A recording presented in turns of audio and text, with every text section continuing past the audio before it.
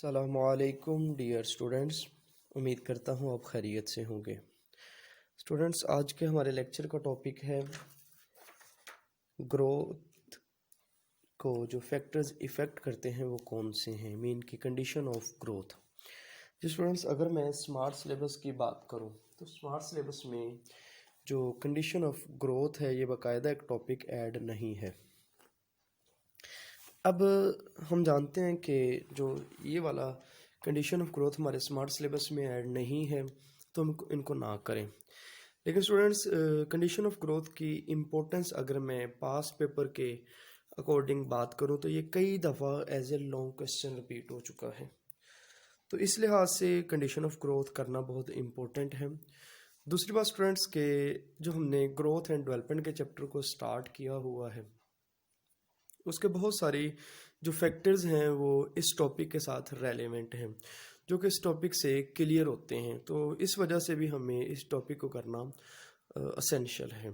जी students, हम बात करेंगे जो ग्रोथ है इसके ऊपर बेसिकली दो जो फैक्टर्स हैं वो इफ़ेक्ट करते हैं। अब growth permanent and irreversible increase in size of an organism, ये ग्रोथ है, ये इफ़ेक्ट होती है एक्सटर्नल फैक्टर से। एक्सटर्नल फैक्टर्स कौन से हैं? जो आउटसाइड द बॉडी हैं। और दूसरे फैक्टर्स हैं इंटरनल फैक्टर्स जो इनसाइड द बॉडी से इंड्यूस होते हो। एक्सटर्नल फैक्टर जो आउटसाइड द बॉडी हैं उनमें आएंगे आपके पास, पहला आएगा टेम्परेचर, दूसरा आपके पास light, third one oxygen, then carbon dioxide भी एक्सटर्नल फैक्टर है, वाटर एंड न्यूट्रिशन।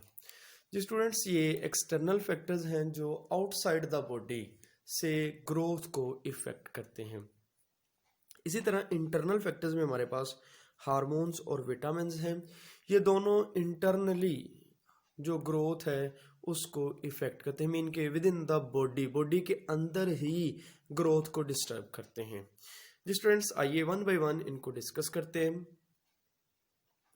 जो टेम्परेचर है, टेम्परेचर का ग्रोथ के साथ डायरेक्ट प्रोपोर्शन है, मीन के अगर बॉडी का टेम्परेचर इंक्रीज हो जाए by increasing the external temperature, external temperature के इंक्रीज होने से बॉडी का टेम्परेचर इंक्रीज हो जाता है, तो जो ग्रोथ बॉडी में हो रही है उसका रेट भी इंक्रीज हो जाएगा। मीन के टेम्परेचर के इंक्रीज होने से ग्रोथ रेट इंक्रीज हो जाता है। इसी तरह अगर टेम्परेचर डिक्रीज हो जाए, स्टूडेंट्स, अगर टेम्परेचर इंक्रीज हो रहा है ग्रोथ रेट इंक्रीज हो रहा है, अगर टेम्परेचर डिक्रीज हो जाए तो ग्रोथ का रेट भी डिक्रीज हो जाएगा। तो इससे ये बात साबित हो गई कि जो टेम्परेचर है वो डायरेक्टली प्रोपोर्शन है टेम्परेचर के। तो जो ग्रोथ रेट जो कि डायरेक्टली प्रोपोर्शनल है टेम्परेचर के अगर टेम्परेचर इंक्रीज होगा ग्रोथ रेट इंक्रीज हो जाएगा। इसी तरह अगर टेम्परेचर डिक्रीज होगा तो ग्रोथ का रेट डिक्रीज हो जाएगा। नेक्स्ट स्टूडेंट्स, हम बात करते हैं कि मैक्सिमम ग्रोथ किस टेम्परेचर पे होती है। जी स्टूडेंट्स, आपने ये बात याद रखनी है कि जो ग्रोथ है वो मैक्सिमम होती है at 25 to 30 degree centigrade temperature के दरमियान में। ये वो टेम्परेचर है जहाँ पे ग्रोथ रेट मैक्सिमम होता है। और स्टूडेंट्स याद रखिएगा कि इस टेम्परेचर को प्लांट की ग्रोथ का हम ऑप्टिमम टेम्परेचर भी कहते हैं, कि ये वो ऑप्टिमम टेम्परेचर है जिसमें प्लांट की ग्रोथ मैक्सिमम होती है, that is the 25 to 30 degree centigrade. जी स्टूडेंट्स, अब हम बात करेंगे कि वो मिनिमम टेम्परेचर की वो वैल्यू जिसमें ग्रोथ मिनिमम हो जाती है वो है 5 टू 10 डिग्री सेंटीग्रेड। इस टेम्परेचर पे जो ग्रोथ रेट है वो मिनिमम हो जाएगा। जी स्टूडेंट्स, अब हम बात करेंगे कि ऐसा टेम्परेचर जहाँ जिस टेम्परेचर पर ग्रोथ मुकम्मल तौर पर रुक जाती है, स्टॉप हो जाती है, वह टेम्परेचर 35 टू 40 डिग्री सेंटीग्रेड। इस टेम्परेचर में जो ग्रोथ है मुकम्मल तौर पर रुक जाएगी। ठीक है, और एट द एंड हम स्टूडेंट्स टेम्परेचर की रेंज की बात करते हैं, वो है 0 टू 35 डिग्री सेंटीग्रेड। ये टेम्परेचर की वो रेंज है जिसमें ग्रोथ पॉसिबल है। अगर टेम्परेचर 0 डिग्री सेंटीग्रेड से कम हो जाए तो ग्रोथ रुक जाएगी। इसी तरह अगर टेम्परेचर 35 डिग्री सेंटीग्रेड से अबव चला जाए तब भी ग्रोथ रुक जाएगी, स्टॉप हो जाएगी। जो स्टूडेंट्स ये डिफरेंट मैंने आपके सामने पॉइंट्स रखे हैं जो increase the temperature that increase the growth rate of plants, तो और decrease the temperature decrease the growth rate of plants, ये प्लस ये टेम्परेचर के डिफरेंट वैल्यूज़, ये एज ए आपको एमसीक्यूज आएंगी और आपने इनकी वैल्यूज़ को याद रखना है। नेक्स्ट हम बात करते हैं second factor that is the light. Students जो लाइट है, लाइट के बारे में हम कहते हैं कि फोटोसिंथेसिस के दौरान प्लांट्स सिर्फ लाइट की एक ख़ास फ्रैक्शन को ही एब्जॉर्ब करते हैं। लाइट का एक ख़ास फ्रैक्शन मीन के ख़ास वेवलेंथ जो कि मोस्टली 380 से 750 नैनोमीटर के दरमियान में है, इस रेंज में जो वेवलेंथ है उनको एब्जॉर्ब करेंगे और ये वाली जो वेवलेंथ की लाइट होगी प्लांट डायरेक्टली इसको फोटोसिंथेसिस में इस्तेमाल करेगा। दूसरी बात कहते हैं कि जो लाइट है वो अगर कंटिन्यूसली 3 डेज प्लांट्स के ऊपर डाली जाए तो उससे प्लांट की जो ग्रोथ रेट है वो डिस्टर्ब हो जाती है। नेक्स्ट हम बात करेंगे कि लाइट जो है 3 तरीक़ों से ग्रोथ के रेट को इफ़ेक्ट करती है। वो तरीके कौन कौन से हैं? उनमें से पहले हम बात करेंगे intensity of light.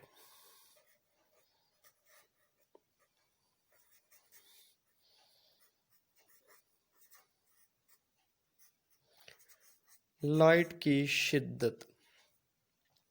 Intensity of light से कैसे इफ़ेक्ट किया जाता है? कहते हैं कि number of cell division increase when intensity of light increase. जब लाइट की इंटेंसिटी इंक्रीज होती है तो number of cell divisions increase हो जाते हैं। मीन के जो लाइट की इंटेंसिटी है ये प्लांट की जो ग्रोथ है इसको इंक्रीज कर देती है। दूसरा पॉइंट हम डिस्कस करते हैं लाइट के पॉइंट ऑफ व्यू से, वो है क्वालिटी ऑफ लाइट।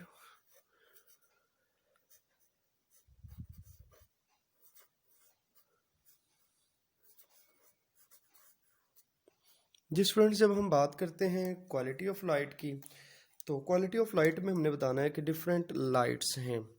अब डिफरेंट लाइट्स में हमारे पास एक लाइट आएगी रेड कलर लाइट।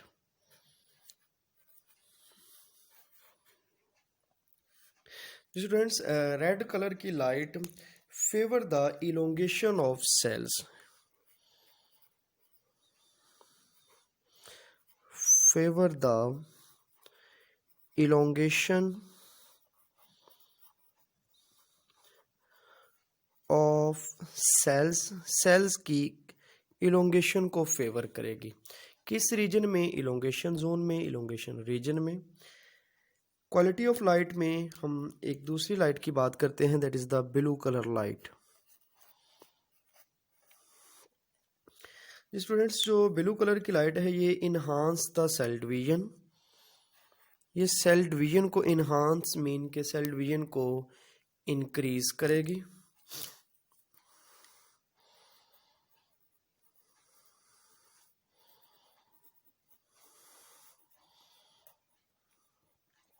और सेल इलोंगेशन को रिटार्ड कर देगी। सेल इलोंगेशन, जो सेल्स की इलोंगेशन का जो प्रोसेस था वो रुक जाएगा ब्लू लाइट की वजह से। नेक्स्ट फ्रेंड्स हम बात करेंगे लाइट की क्वालिटी में एक और लाइट है that is the UV rays. UV इसको हम कहते हैं अल्ट्रा वायलेट रेज। अब अल्ट्रा वायलेट रेज की मौजूदगी से जो ग्रोथ है वो मुकम्मल तौर पर स्टॉप हो जाएगी। जो यूवी रेज है, अल्ट्रा वायलेट रेज, ये ग्रोथ को मुकम्मल तौर पर स्टॉप कर देगी। और स्टूडेंट्स याद रखिएगा जो यूवी रेज है इनकी वेवलेंथ 750 नैनोमीटर से अबव होती है। और आपने एक और रेज का नाम सुना होगा इंफ्रारेड रेज, उनकी जो वेवलेंथ है वो 380 से बिलो होती है। नेक्स्ट स्टूडेंट्स हम बात करते हैं तीसरा जो लाइट का फैक्टर्स है जो ग्रोथ को इफ़ेक्ट करता है, वो है ड्यूरेशन ऑफ लाइट।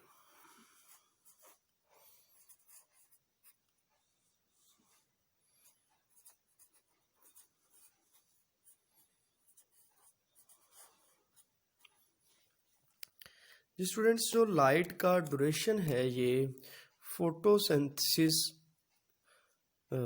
फोटोसिंथेसिस को तो ज़्यादा इफ़ेक्ट नहीं करता।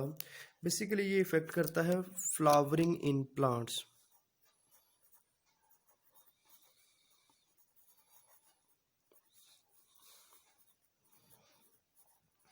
स्टूडेंट्स, आपने देखे होंगे कि जो प्लांट्स हैं इनमें जो फ्लावरिंग होती है ये सीज़न के अकॉर्डिंग होती है। सीज़न के अकॉर्डिंग का मतलब क्या है कि हमें पता है कि कुछ प्लांट्स समर सीज़न में ग्रो होते हैं और कुछ विंटर सीज़न में। जी स्टूडेंट्स, समर और विंटर में बेसिकली डिफरेंस है लाइट की ड्यूरेशन का। जो समर सीज़न है इसमें नो डाउट लाइट की जो ड्यूरेशन है ज़्यादा होती है, जबकि विंटर सीज़न में जो लाइट की ड्यूरेशन है वो कम होती है। अब चूंकि लाइट की ड्यूरेशन से डायरेक्टली रिलेट कर रही है फ्लावरिंग को, फ्लावरिंग होगी लाइट की ड्यूरेशन से। अगर लाइट की जो ड्यूरेशन है वो कम होगी तो हो सकता है कि जो फ्लावरिंग ना हो, स्पेशली इन समर डेज, तो उनमें फ्लावरिंग ना हो। इसके अलावा समर या विंटर सीजन को आप लाइट की ड्यूरेशन को डिस्टर्ब करके भी फ्लावरिंग को एक जो रेट है उसको डिस्टर्ब कर सकते हैं। नेक्स्ट हम बात करेंगे जो ड्यूरेशन ऑफ लाइट है ये प्लांट की दो स्ट्रक्चर्स, नंबर 1 वेजिटेटिव और दूसरा स्ट्रक्चर है रिप्रोडक्टिव। जी स्टूडेंट्स, जो वेजिटेटिव है जिसको जो रिप्रोडक्शन में इन्वॉल्व नहीं होता, ये और रिप्रोडक्टिव दोनों ही फ्लावरिंग को इफेक्ट करते हैं और ये दोनों वेजिटेटिव और रिप्रोडक्टिव स्ट्रक्चर्स लाइट के ड्यूरेशन से इफेक्ट होते हैं। नेक्स्ट हम बात करेंगे इफेक्ट ऑफ ऑक्सीजन। प्लांट्स में जो मेटाबॉलिज्म है उसके लिए बहुत ज़्यादा असेंशियल है। अब मेटाबॉलिज्म क्या है? Metabolism is the all type of chemical reaction. Oxygen metabolism के लिए असेंशियल है। मेटाबॉलिज्म क्या है? All type of chemical reaction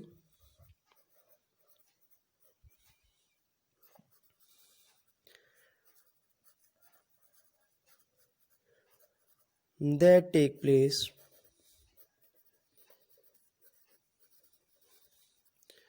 within an organism। एक ऑर्गेनिज्म में मुख्तलिफ किस्म के जो केमिकल रिएक्शन टेक प्लेस हो रहे हैं उसको हम कलेक्टिवली तौर पर मेटाबॉलिज्म कहते हैं। अब तमाम किस्म के जो केमिकल रिएक्शन है ये टेक प्लेस होते हैं in the presence of oxygen. Oxygen होगी तो ये केमिकल रिएक्शन टेक प्लेस होंगे। तो इसका मतलब ये हुआ कि अगर ऑक्सीजन एब्सेंट हो तो केमिकल रिएक्शन नहीं होंगे, जब केमिकल रिएक्शन नहीं होंगे तो ग्रोथ नहीं होगी। तो ऑक्सीजन एक मेजर गैस है जो कि ग्रोथ को इफ़ेक्ट करती है। जी स्टूडेंट्स, एक बात याद रखनी है आपने, अगर ऑक्सीजन की जो कंसंट्रेशन है वो एक लिमिट से ज़्यादा सप्लाई कर दी जाए तब भी ग्रोथ इफ़ेक्ट हो सकती है। नेक्स्ट स्टूडेंट्स हम बात करेंगे effect of carbon dioxide on growth. जी स्टूडेंट्स, कार्बन डाइऑक्साइड चूंकि फोटोसिंथेसिस के नतीजे में प्लांट्स में बन रही है, फोटोसिंथेसिस के नतीजे में प्लांट में चूंकि ये यूज़ होती है, ऑक्सीजन बनती है, रेस्पिरेशन के नतीजे में चूंकि बन रही है। अब ग्रोथ के दौरान जो नो डाउट प्लांट रेस्पिरेट ही करता है, रेस्पिरेशन के दौरान कार्बन डाइऑक्साइड बनती है और ये कार्बन डाइऑक्साइड फोटोसिंथेसिस में यूज़ हो जाती है। स्टूडेंट्स, अगर कार्बन डाइऑक्साइड की कंसंट्रेशन एक लिमिट से ज़्यादा हो जाए,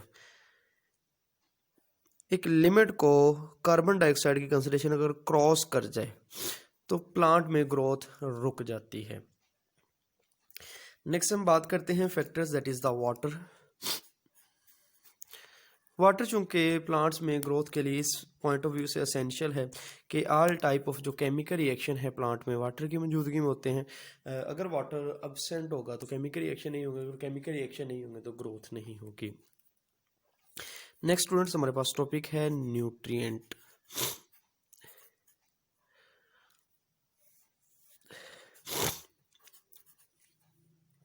ग्रोथ के लिए असेंशियल केमिकल न्यूट्रिएंट्स रिक्वायर होते हैं। ये न्यूट्रिएंट्स प्लांट की ग्रोथ में जो डिफरेंट कंपोनेंट हैं उनको बनाने में डायरेक्टली इन्वॉल्व होते हैं। अब हम स्टूडेंट्स बात करेंगे इंटरनल फैक्टर्स की।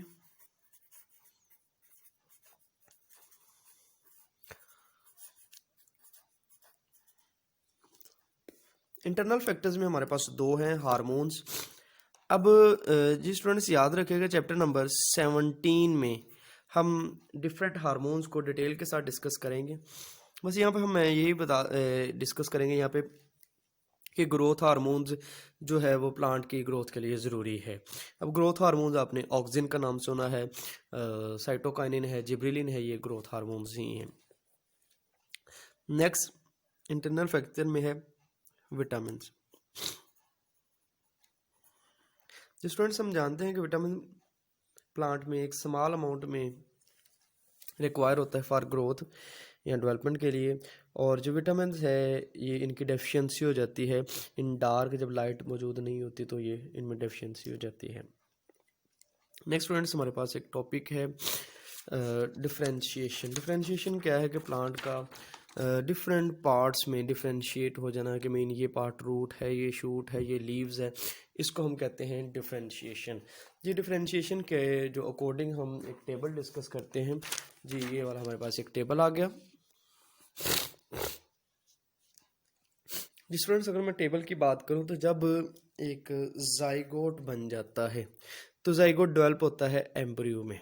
इस एम्ब्रियो से शूट एपिकल मेरिस्टेम निकलती है, इसी तरह इसी एम्ब्रियो से रूट एपिकल मेरिस्टेम निकलती है। जी शूट एपिकल मेरिस्टेम से कॉर कैम्बियम बनती है, vascular cambium, vascular cambium xylem और फ्लोएम, वास्कुलर कैम्बियम जाइलम और फ्लोएम बनाती है। इसी तरह जो कॉर कैम्बियम है ये बार्क बनाती है, बार्क आउटर मोस्ट लेयर है। शूट एपिकल मेरिस्टेम से लीफ प्राइमोर्डियम, लीफ प्राइमोर्डिया जहाँ से लीव्स निकलते हैं वो बड टाइप स्ट्रक्चर्स बनता है, उसे हम लीफ प्राइमोर्डिया कहते हैं, इनसे लीव्स डेवलप होते हैं। इसी तरह मेरिस्टेम बड प्राइमोर्डिया, इसमें बड लाइक स्ट्रक्चर्स बनते हैं जो लेटर शूट्स को डेवलप करेंगे।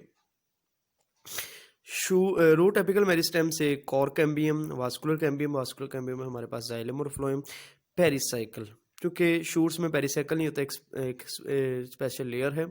अब उससे बड प्राइमोर्डिया, बड प्राइमोर्डिया से लेटरल जो रूट्स बनती हैं। इसी तरह रूट एपिकल मेरिस्टेम से डायरेक्ट टैप रूट्स बनती हैं। थैंक यू स्टूडेंट्स, ये था आज का हमारा लेक्चर। नेक्स्ट लेक्चर में हम नेक्स्ट टॉपिक को डिस्कस करेंगे। अल्लाह हाफिज़।